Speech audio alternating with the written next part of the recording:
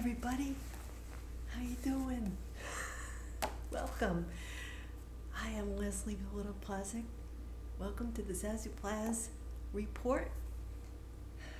June 23rd, 2025. I'm actually using, it's for the week of June 22nd, which was yesterday. Those are the readings I'm using. If you're new here, my springboard are like the scriptures for the week, because I'm formerly a Catholic. And what I do is, for whatever it's worth, you'll get some wisdom from me every week. I'm trying to understand what my particular gifts are. So I offer this to you. And along the way I find,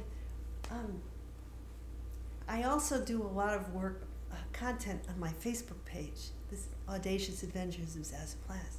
So if you go there, you'll see some overlap between my posts, and really it's just expressing my intuition, the dreams, the images I pick up just from breathing the air, just from existing, and and it overlaps with the stuff I do on Facebook and here. So, if you're interested in what I do here and you want to go see what else I do, you can go to my website, zazooplazz.com. It has, there's links for everything there. Or you can go to my Facebook page and go from there. But, I've got a lot of irons in the fire at one time. And I'm beginning to see there's different ways that I express myself.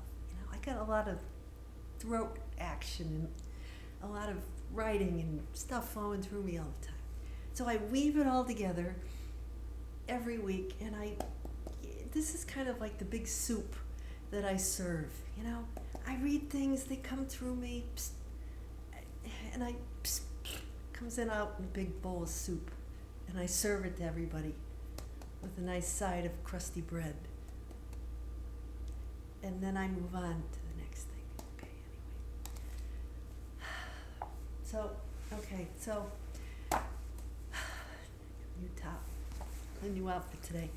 It's officially white pants season. Okay, kids, if you're not familiar, right? I got these are new, my new socks. I'm not going to say back in the day.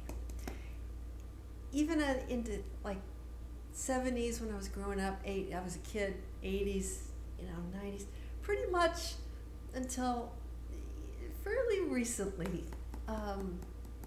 it was the thing.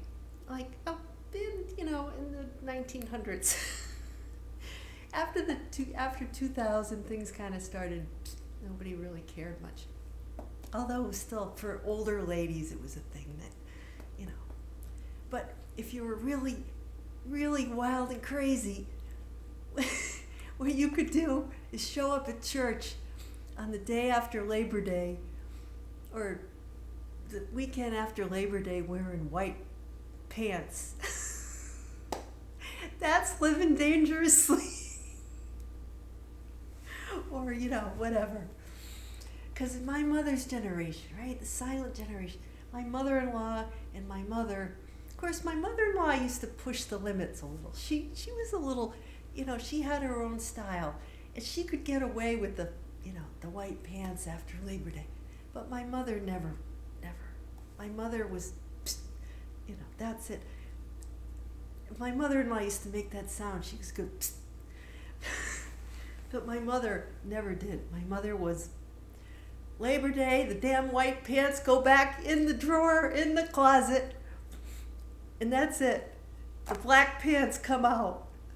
And on May 31st, or whatever, Memorial Day, the white pants come out with the summer sweater sets and, and all that.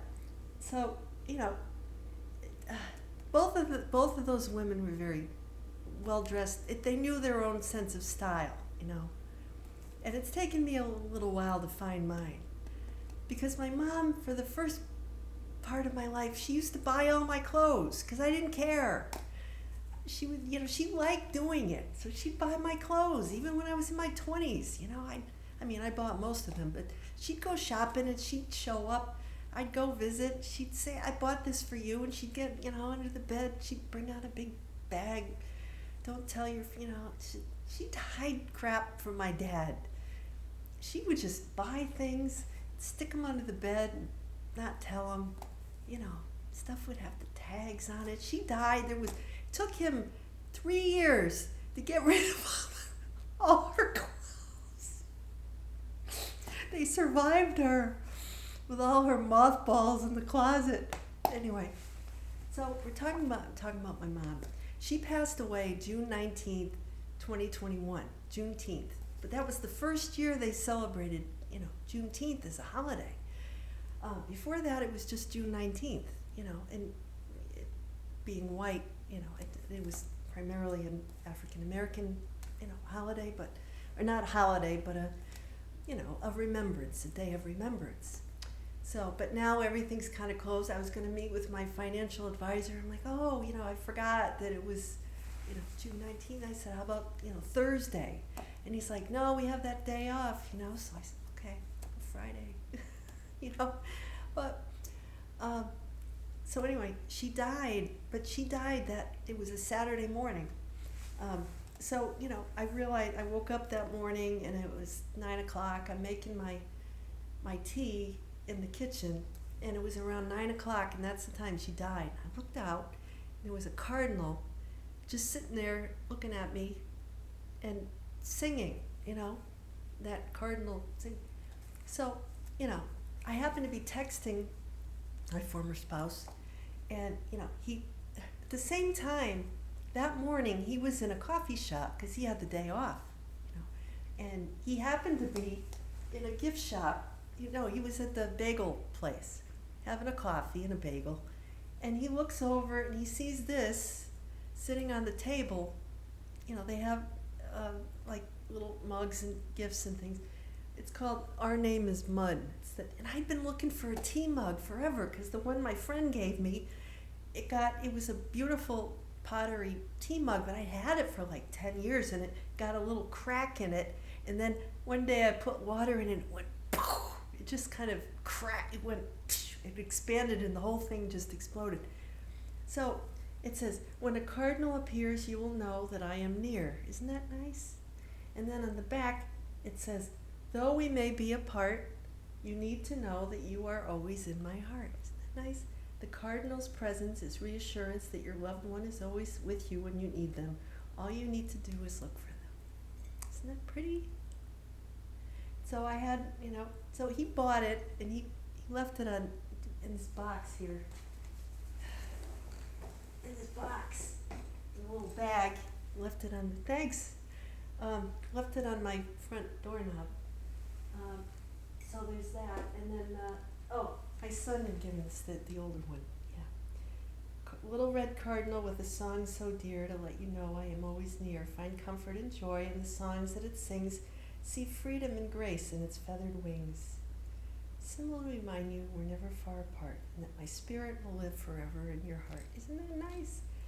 Kid had given me this a few years ago. I think he went on a trip. I think he went to Vancouver, British Columbia, and he got this for me in a little gift shop. And I had it hanging, when I was writing my book, I had it hanging from the chandelier in the dining room. I featured this, I had this in one of my Zazoo reports when I was outside, I think in the winter, one time, when I was still over at the house. So, yeah, so there was that, and then, I was exploring, I realized it's been 31 years since I met, him, my former spouse, at the golf tournament. We're both working the Greater Hartford. It was the Canon GHL, the Greater Hartford Open. That last week in June '94. And so I went into that. I'm not going to go into that too much because I went into it on my Facebook page. But yeah, it's coming up on 30 years that we got married. So this would have been our 30th anniversary. you know, that's a long time. I mean, for me it is kind of a long time. My parents would have been married 66 years this year. 66, yeah. And I could never, it seemed like that's such a long time, but then you get here and it's like, a lot of our friends have been married 30 years already. And it's, just doesn't seem like that long, but, life happens. Life changes you, and that's not a bad thing, and a lot of things are changing. We're starting to look at things in a, think the things that we were taught when we were growing up, like the readings for today. It's the body and blood of Christ, and it's amazing how, growing up, just the image I had being Catholic, this was a big deal because you get your first communion when you're a little kid, and they teach you, oh, this is Jesus's body and blood, and you're like, how do you tell a child that you're eating Jesus? I mean, it's my mind would go in weird places. Like, I don't want to, and then but like everything, there's such symbolism, and it's rich symbolism. But even beyond, the whole,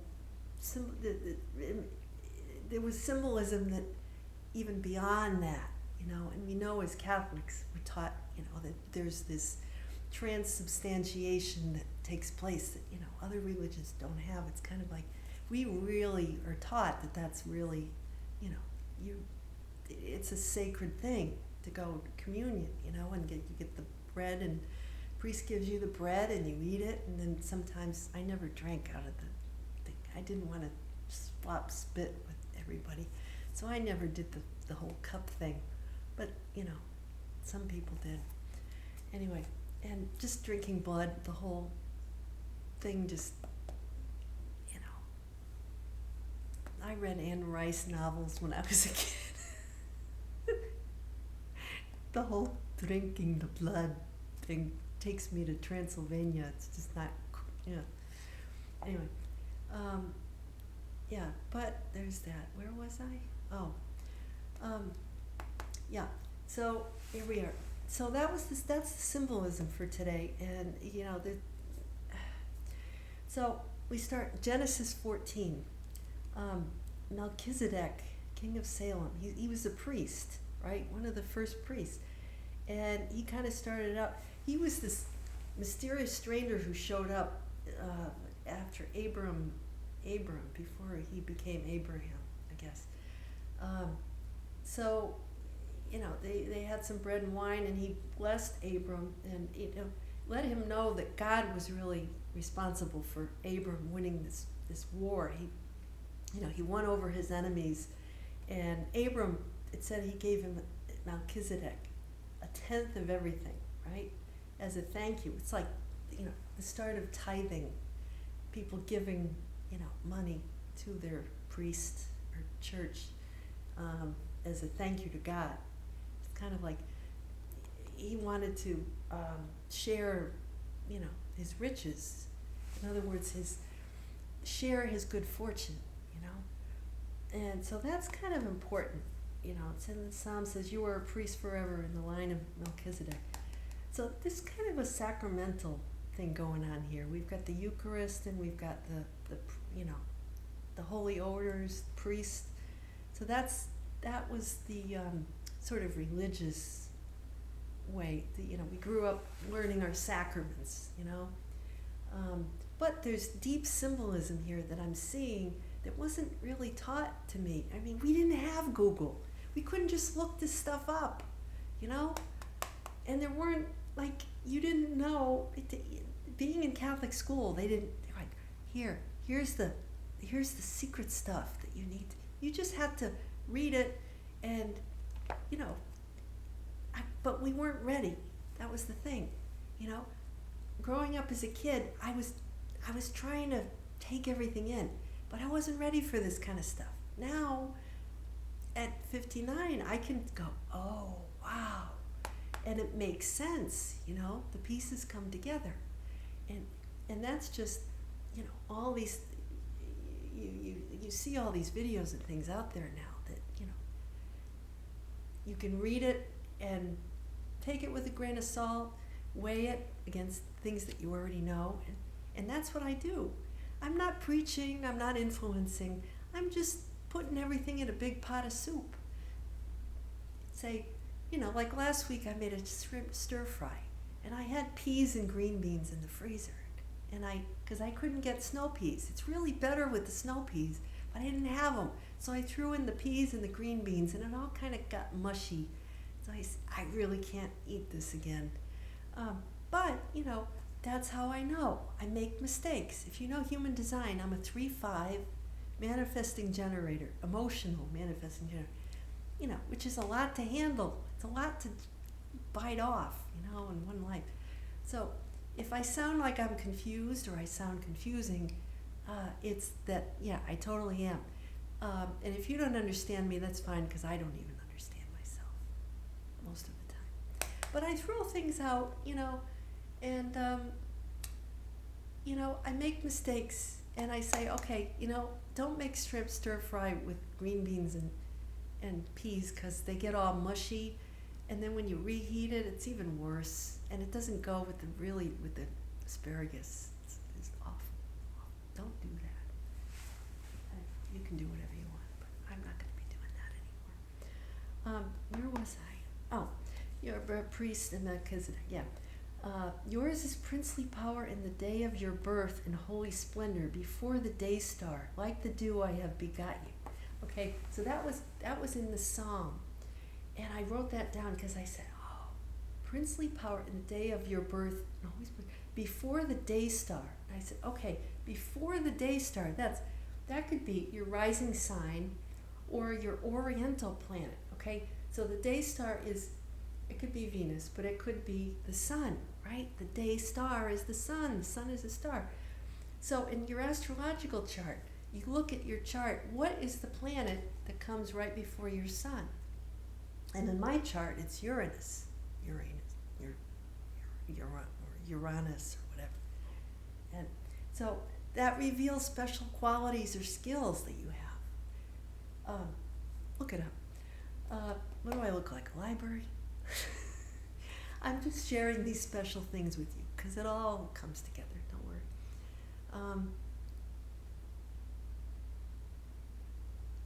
Okay, so Uranus. So that that's the ruler of Aquarius. So what it means is I'm a freaky chick. I'm a pretty quirky freak child, but I get these epiphanies. Uranus is like whoa, it's kind of like those flashes of genius. A little before my time, like before people. I come up with things, and it's not time yet. People don't get it, But I keep track of things, and then I figure eventually they'll catch up. So I've got this Uranus oriental planet, and then I've got my rising is Libra. So that means Libra is in my first house. Uranus is in my 12th house. 12th house is all about secrets and deep, dark, things. That's the house of the hermit. So it all adds up. Okay, so that gives, if you look at your oriental planet, I'll put a link down below if you want to look into it more. That gives you a clue as to, the special gifts that you are here to share, talents. So then the first letter of the Corinthians, St. Paul is saying, how Jesus, he's telling the Corinthians how Jesus broke the bread and the wine at the Last Supper, and how they should do it in remembrance. But it was a holy ritual, right? You can almost do anything and make something a ritual. You can make what you make holy is made holy. Even if it's just bread and wine, right? It's the way in which you bless it and you consecrate it and you do that. But what it says is, each severed outward token doth the very whole contain. We are all, okay, so the part contains the whole. In other words, when they break the bread up into little pieces, right? And they give each, the symbolism of that, it's you are what you eat. So he's saying that we're all little little parts. Like there's a big host that you see the priest have at Mass, and he takes, he starts with the big one, and then he breaks it up into little ones, right? That means we're all one. It's like the body of Christ symbolism, right? In other words, we're all united in that same energy, in that same Christ, energy. We're all created little bits of God, and you can't take one and say it's more important than the other. They're all necessary. They all go in together, right? So each part contains the whole. That's the mystery, right? Of each part containing the whole in it, right? So that I find is very fascinating. And then John 6, I am the living bread come from heaven. Whoever eats this bread lives forever. So there's this idea of, the symbolism of eating, basically,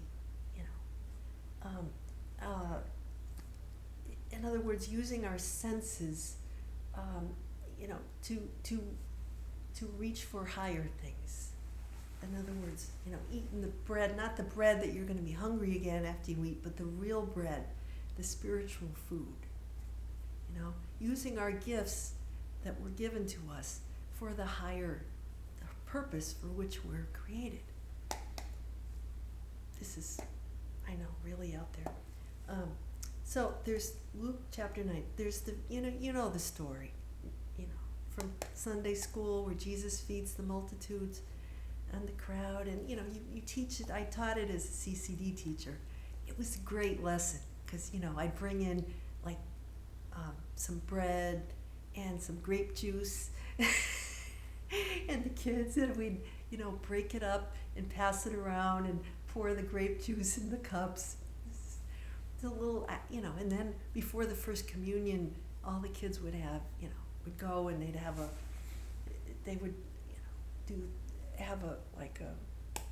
they'd learn about the Passover, and they would have special activities for the kids to learn about this at a very basic level.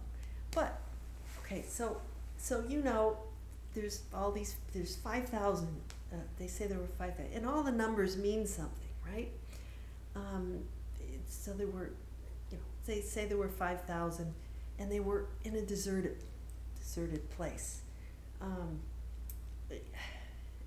Which is, it all has to do with spiritual imagery, the deserted place. In other words, the soul being in a very, isolated place. And there was the boy with the 5 loaves and the 2 fish. The loaves, Virgo is symbolism here, is the sign of the harvest of wheat. And Pisces, of course, is the fish, right? So, then you have the 12 baskets. That's like the 12 signs of the zodiac, the 12 apostles. So, and there's the, something I read said something about the marriage of the sun and the moon. And there's this alchemical, transformation that happens. Something about the philosopher's stone. I need to read more about that. That's interesting. Maybe I'll put another link. But the idea is, you're feeding the soul, not the body, right? And you're using your 5 senses for a higher purpose.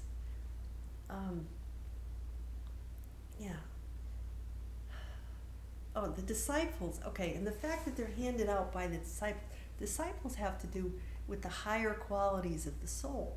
So the fact that, you're handing out the bread, the symbolic bread, by the disciples are handing it out, that's, further connection there. It's not for the purposes of the, using the ego. The ego is necessary, but if you use it for lower, evil, you regress, toward evil, lower purposes. If you use it for your gifts to bless, as a blessing, to help, help others, to help the world, right? We move forward. So I kind of bring up this in the intro of my Zazoo Plazz book. This is key. This is sort of my theme, right? Get to the song, Zazoo. You have 5 minutes, okay? Can we just talk about Rick Springfield for a minute? All right. He's coming to Connecticut. He's coming in July. Let's see if I can get a ticket to that. Even if I have to go by myself, I gotta see Rick Springfield. He's coming with the I Love the 80s tour with what's his name? Paul Young, Wang Chung, and a couple other groups. Wang Chung, yeah, like it's gonna be good. I can't see bringing my kids to that. I've done that before. It's just not fun. It's not fun. So we'll see. We'll see if I can get a ticket, if I can just go. Okay, so, Rick Springfield. There's this song. Okay, so there's two. I'll give you two songs today.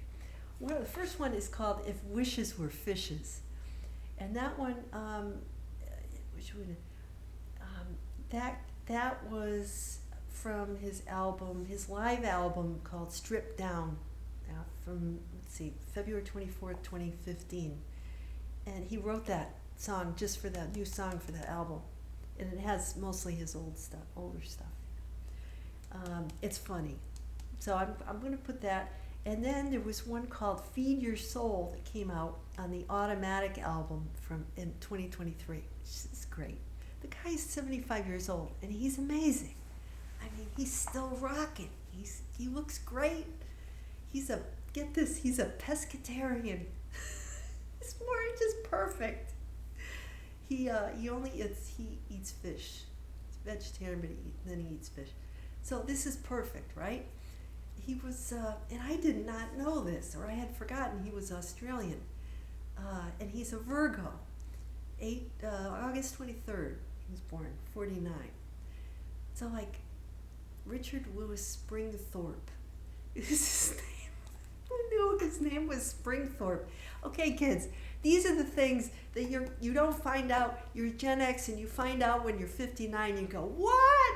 His name isn't really Springfield, and he's an American now, an American citizen. But I think I knew he was Australian because I used to watch him on General Hospital when I was a teenager in high school. He was like girls in my generation. We couldn't wait. We'd run home, watch General Hospital. Jesse's Girl, man. I'm a big Rick Springfield fan in the early 80s. Boy. And he's just gotten better. I mean, he hasn't had an easy life, but he's got 2 sons. They're around 40. But he does transcendental meditation. He's really lived a good life despite not having an easy road of it. So I just love his work. So but if wishes were fishes, the meaning of that is that you can't just dream, right? Sit around passively wishing for things. You have to act. You have to have effort and action over just passive wishing to make things happen. So I mean that's really good. And then feed your soul. That's appropriate because that ties in with all the readings for the week. So I'll put the links, and you can listen to them and make up your own mind.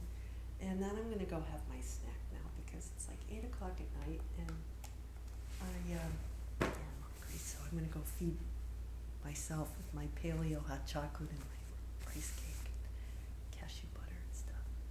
So I hope you have a great week. Stay cool, and I'll see you next week, same time, same place, different time, whatever. Take care.